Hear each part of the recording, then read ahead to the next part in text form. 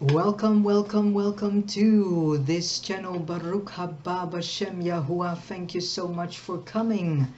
And today we are going to do part 15 of the in-depth study called Changed into His Likeness. And the title is for today, The Face of Yahuwah. And the last parts, because the study book I'm reading from is 3 books in one. This is the 3rd book, and it's all about what we can learn from the life that Jacob lived and what Yahuwah taught us through Jacob. But also, the 2nd book was about the life of Yitzhak and the teaching messages and words of wisdom that Yahuwah spoke and taught us and showed us through Yitzhak. Well, the same is now going on, but then in and for the life of Jacob. And we are in the almost last part. So it's the face of Yahuwah. There is one very striking peculiarity about the history of Jacob, namely that Yahuwah never preached to him. He only gave him promises. Jacob was a man who stopped at nothing to accomplish his ends. What would we do with such a man? Surely we would at least exhort him a little, maybe preach to him about his failings.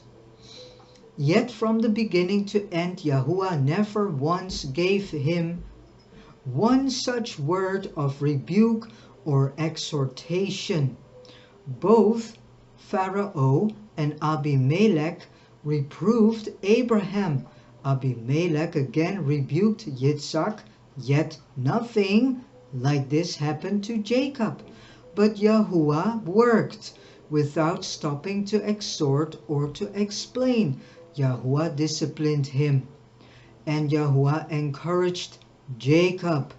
The first time at Bethel, Yahuwah promised, "Behold, I am with you," he said. And he was. He led him. One's natural strength cannot be changed by doctrine. No matter if you are listening to Yahuwah's word taught by a other person for 10, 20, 30 years, if your thigh is not broken, if the natural strength in you is not broken, which is in the central center of your nerve system, better said, it's in the thigh.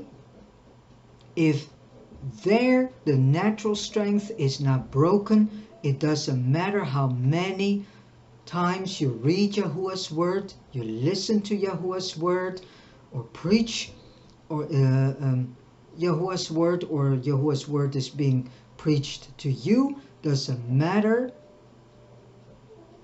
And that is what we see in the body of Mashiach, because many people's natural strength is not broken. And how can you see that? Because there are too many still dealing with issues as envy, strife, pride, jealousy, the gay spirit, the spirit of Yeah, you can better say the spirit of Shaitan. Thank you, Ruach HaKodesh. And that is what we see right now. It's see, if you want to see it, you can see it. If you have the eyes to see, you can see what is going on right now. Because many people in the body of Mashiach are still in their stiff-neckedness, stubbornness, do not want to really listen to the ordered steps done by Yahuwah. Many are still thinking that they can solve the things, that they know it all, that they know how to preach Yahuwah's word, that they know how to teach others.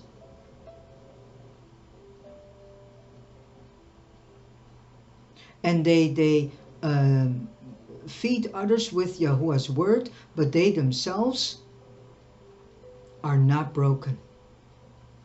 Because if you have the urge and to do a battle against fellow brothers in the body, that means that your natural strength is not broken, because battling with other fellow brothers or sisters in the body of Mashiach is something you do out of pride, envy, and wrath spirits.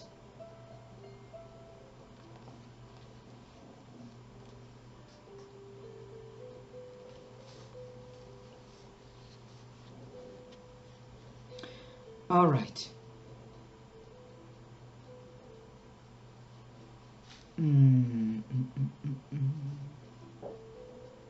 Yet nothing like this happened to Jacob, but Yahuwah worked without stopping to exhort or to explain.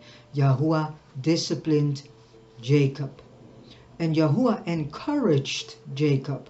The first time at Bethel, Yahuwah promised, "Behold, I am with you." And he was. He led him. One's natural strength cannot be changed by doctrine.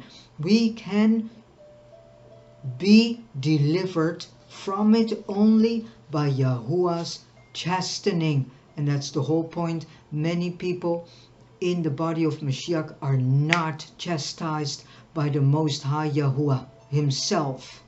Not to such an extent that eventually their natural strength that lays in their thigh is broken, is touched by the hand of Yahuwah himself, and becomes, boom, weakened. So step by step until it is broken. And if Yahuwah did not stay with us in this, we would certainly never go through with it. Jacob never longed to make progress. He never wanted to be spiritual or to follow the example of Abraham or Yitzhak. Yahuwah himself sought him out and stayed with him and dealt with him over those long years. Until at last at Peniel, when Jacob had produced his masterpiece of self-expression, Yahuwah brought him to his knees. And he yielded the mastery. Yahuwah did every bit of it. We can well afford to trust the discipline of the Ruach. We have Yahuwah's words aplenty, but we forget his discipline. We sometimes think that to hear sound doctrine is the sole means of grace. But if we are his, the Spirit disciplines us all the time, just as he did with Jacob. He prepares for us a host of different circumstances, just with this one object. Everything in our lives is directed by the Most High Yahuwah. Nothing is a coincidence. Nothing is at random. Nothing. Nothing is by fate. You know, it's not just, oh, it overcomes you.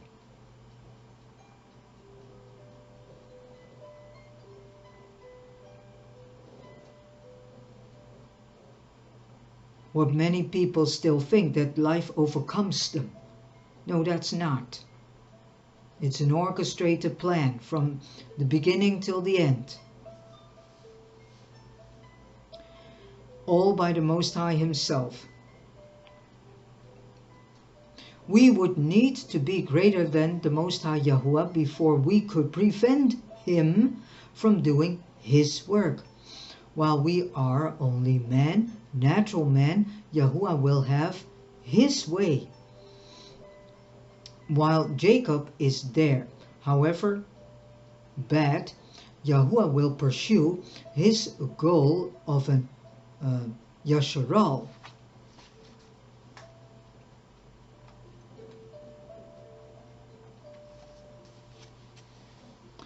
Trust His tenaciousness.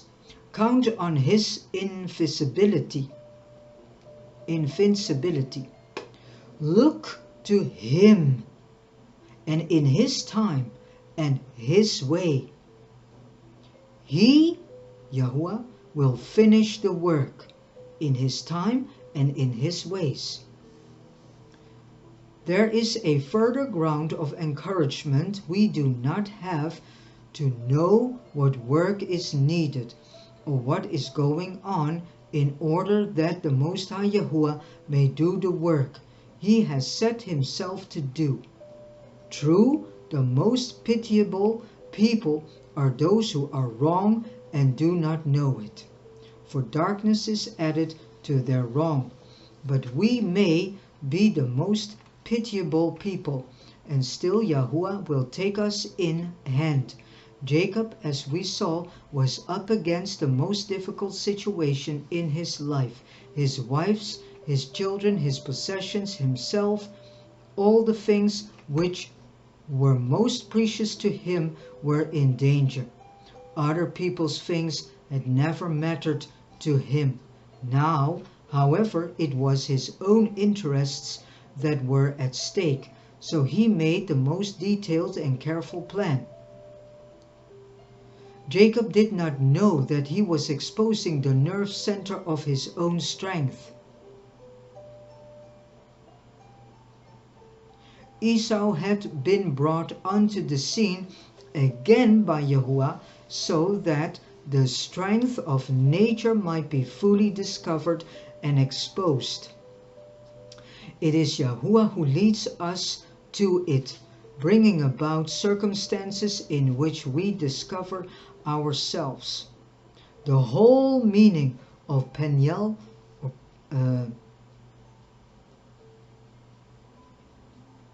is here. Our natural life has a life principle which ordinarily we do not recognize. Yahuwah may take pains to point it out to us, but we do not see it at all until we come to a place like Jacob's Mahanaim. When Yahuwah brings into jeopardy the thing we have been most proud of, that pride is the thing that Yahuwah hates the most. He hates pride. The revelation of that natural strength kills what it reveals. Is there something we secretly boast of?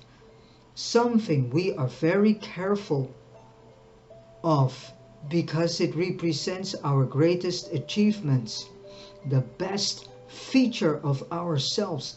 When Yahuwah touches that, we are too ashamed to live.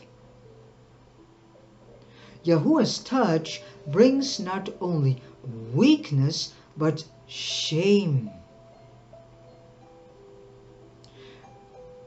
Peniel is the face of Yahuwah. I have seen Yahuwah face to face, said Jacob, and my life is preserved. Genesis 32 verse 30. Yahuwah uses light to expose to us the true situation, and that is what brings us down to the ground.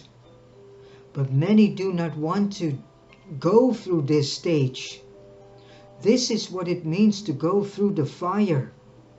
And you better can do it now than when you stand before his throne. Let him allow to break that natural strengthness in you. The light exposes what is the true spring and motive of our life, this natural strength that contains pride, that contains the things that we are the most proud of in ourselves, that we hold dear the most. Yahuwah in mercy must bring us there, where we see that all we have boasted of and gloried in is shame. Remember, Yahuwah is dealing with what we really are by nature, and at Peniel he begins his work. For there, in the light of the Most High Yahuwah, we must be as we are. We cannot pretend. Pretense is not what suits a believer. We may very much want to be different, but what we are by nature we are. Nothing hinders. The Most High Yah, more than our pretending it is otherwise. The more humble some people are, the more one wishes they would show a little pride. Because that would give the Most High Yahuwah a chance to get on with the work. For it is never our pretense, but only Yahuwah's touch that brings about the transformation. If the work is to be done by me, it will get me nowhere.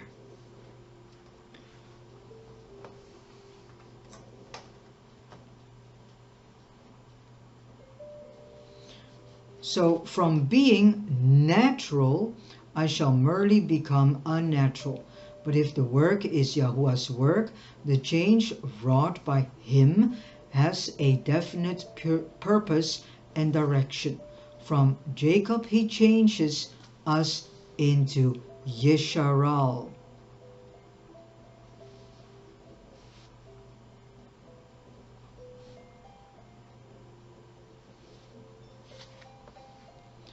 Many of us do not know what has happened at Peniel until later on. We do not know quite how or when it happened, but things are inconvenient. It hurts to run. It is the peculiarity of the touch of the Most High Yahuwah that we cannot know, that we cannot now, do the things we used to like doing. Wow. So this is really the breaking of your outer man,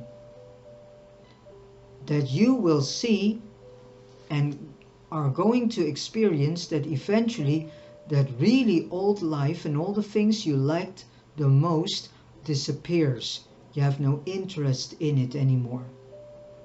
What has your interest is to go in service to the Most High Yah. In speech, for example, we used to be confident, but now we are hesitant and uncomfortable. With Paul we say, I was with you in weakness, in fear, and in much trembling.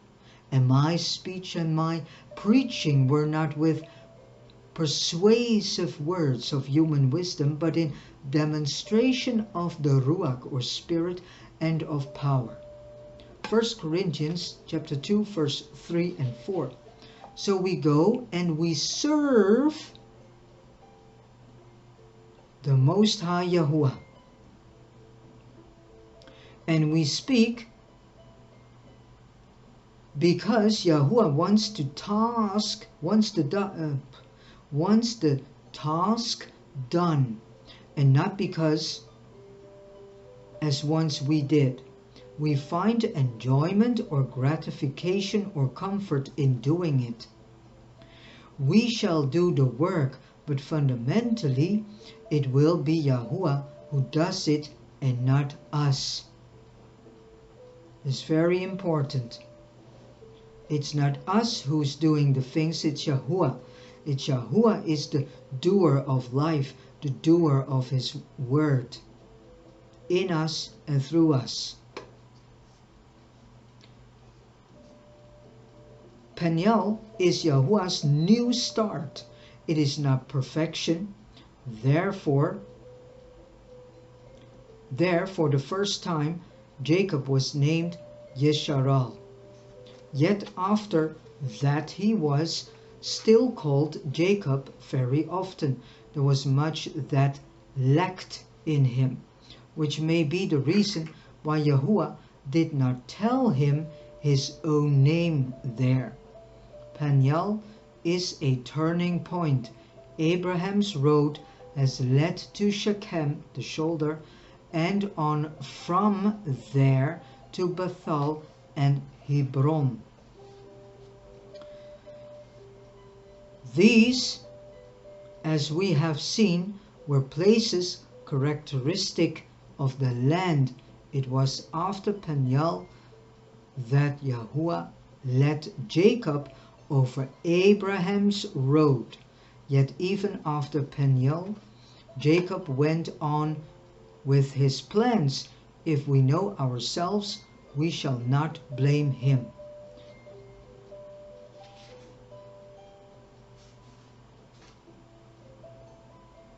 To change in a night is not an earthly thing. It requires the work of heaven. But the fact is that after Peniel, Jacob's strength had gone. We easily call a halt to Jacob, but we do not easily stop ourselves. Let us not interpret the Besorah by theory, but see it in the light of experience. Yet Jacob went right on, pursuing the course he had been following before Yahuwah met him. When he met Esau, he discovered that he had wasted his time. Esau ran to meet him and embraced him and fell on his neck and kissed him.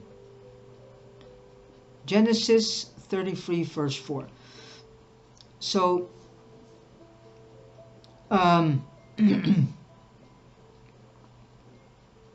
all the crafty and calculating preparation had been to no purpose. Esau was ready to be reconciled. It is good to notice the conversation that follows, but Esau said, "I have enough, my brother, keep what you have for yourself." And Jacob said, "No, please, if I have now found grace in your sight, then receive my present from my hand, inasmuch as I have seen your face as though I had seen the face of Yahuwah, and you were pleased with me." Genesis 33 verse 9 and 10. Jacob's form of address to his brother may seem unduly flattering, but we should not regard this as simply a bit more of Jacob's scheming. However, much there may have been of pretense in his humility. There was fact here also. I have seen your face as though I had seen the face of the Most High Yahuwah. Those we have wronged will always represent Yahuwah to us. Wow.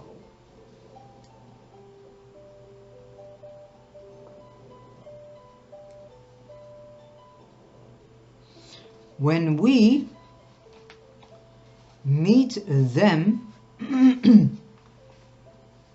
we meet Yahuwah, and we are judged unless the thing is settled. How deep were the lessons of Yahuwah, and how deep were the lessons Yahuwah was teaching to Jacob through his encounter with Esau. So Esau returned that day on his way to Seir, and Jacob journeyed to Sukkot, and built himself a house and made booths for his livestock. Therefore the name of the place is called Sukkot. Then Jacob came safely to the city of Shechem, which is in the land of Canaan. When he came from Paddan Aram, and he pitched his tent before the city, and he bought the parcel of land where he had pitched his tent from the children of Hamor, Shechem's father, for 100 pieces of money.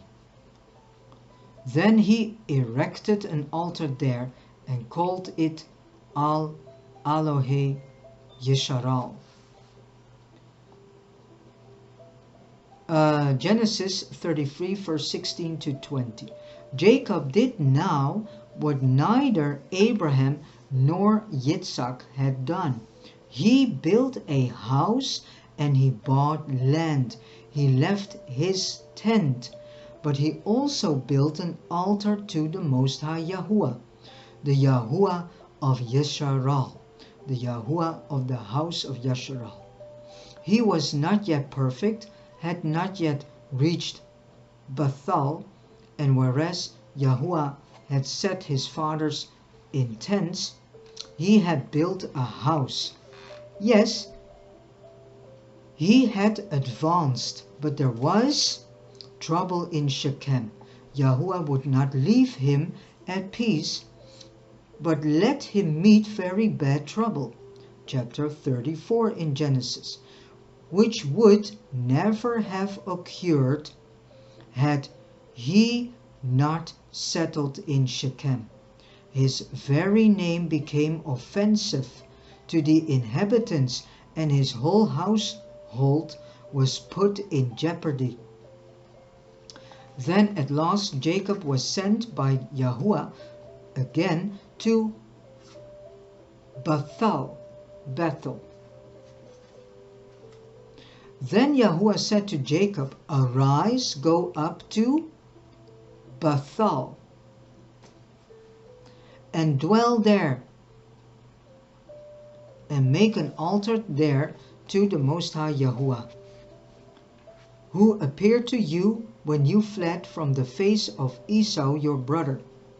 There at Bethel, Yahuwah completed his work, for nothing could touch Jacob's heart like Bethel. It was the place where his long experience had begun. Bethel is Yahuwah's house, the place where divine power is manifested through the body of Mashiach.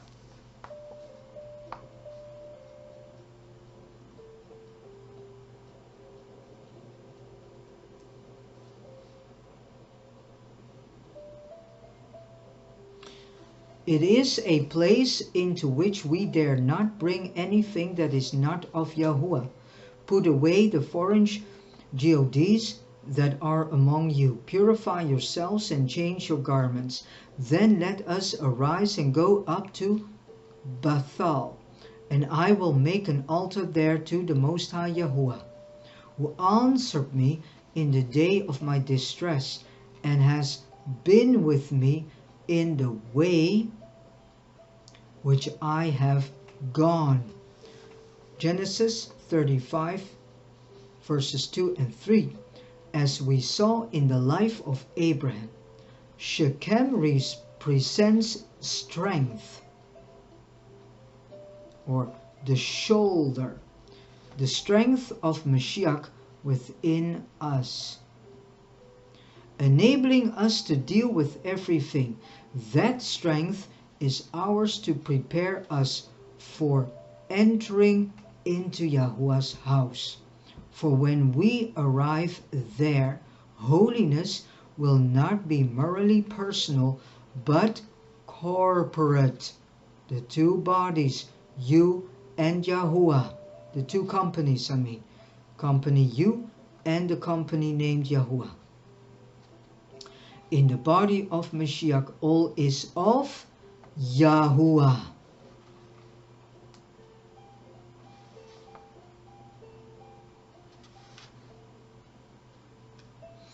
And he built an altar there and called the place Al-Bathal, that is the Yahuwah of Bathal. At Shechem he was the Yahuwah of Yesharal. Now he is the Yahuwah of Bathal. Jacob had moved on from individualism to relatedness in the body. So that is why we need to undo ourselves from this individualism, that everything turns around our individual. Because individualism is me, myself, and I. Yahuwah wanted a house, a people for a vessel. He cannot fulfill his purpose without a corporate witness. In the assembly, Yahuwah is the Yahuwah of Bathal, not just my Yahuwah.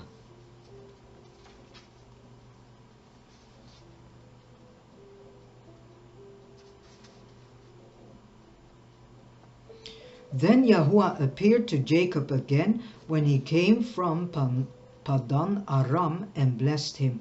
And Yahuwah said to him, "Your name is Jacob. Your name shall not be called Jacob anymore, but Yesharal shall be your name." So he called his name Yesharal. Genesis 35 verse 9 and 10. Yahuwah appeared, and not in a dream this time. He came at Bathal to confirm and complete what Peniel had begun. Jacob was no longer the rascal, the usurper.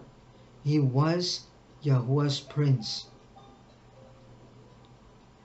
That which begins when we see the light of the Most High Yahuwah is completed in the house of the Most High Yahuwah. At Bathal, Yahuwah addressed Jacob with the words, "I am Yahuwah Almighty." It was the same address that he had used to Abraham. "I am no longer concerned merely to expose your helplessness. I am here to affirm my might." Yahuwah the Most High can speak like this to Jacob because now he has a vessel according to his heart. And again Jacob set up a pillar at Bathal. Verse 14. And this time he did something he did not do before. He poured over it a drink offering, typifying joy. The first time he came to this place, it was a dreadful place, and he only feared. Now he rejoiced, and now the way was open for him to go forward to Hebron. Wow, what a message. Thank you, Yahuwah. Thank you so much for giving all these words of wisdom and this teaching, all these lessons. Thank you for not only showing me the in-depth in Jacob's life story and the meaning in it, and the lessons, the teaching and the wisdom, but also for everyone who is listening to this. So Father, Abba, thank you so much for all this, and that I can do this. And thank you to all of you to listen to this in-depth study of the, you can say, course, changed into his likeness. So enjoy the words, enjoy the study, enjoy what you have heard. Let the words also come into your heart. Meditate upon it, pray upon it, and see your own life reflected in the life story of Jacob. And if you like this content, please share this content, share all the content that you find interesting on this channel, especially the latest content that has to do with the in-depth study series. Please share them, because they contain a lot of in-depth information. And stay tuned to this channel, because there's a lot coming. And I wish you all a Baruch day. Do not forget to praise Yahuwah the Most High in everything you do. And Baruch haba b'shem Yahuwah. Hallelujah, hallelujah, hallelujah. See you next time.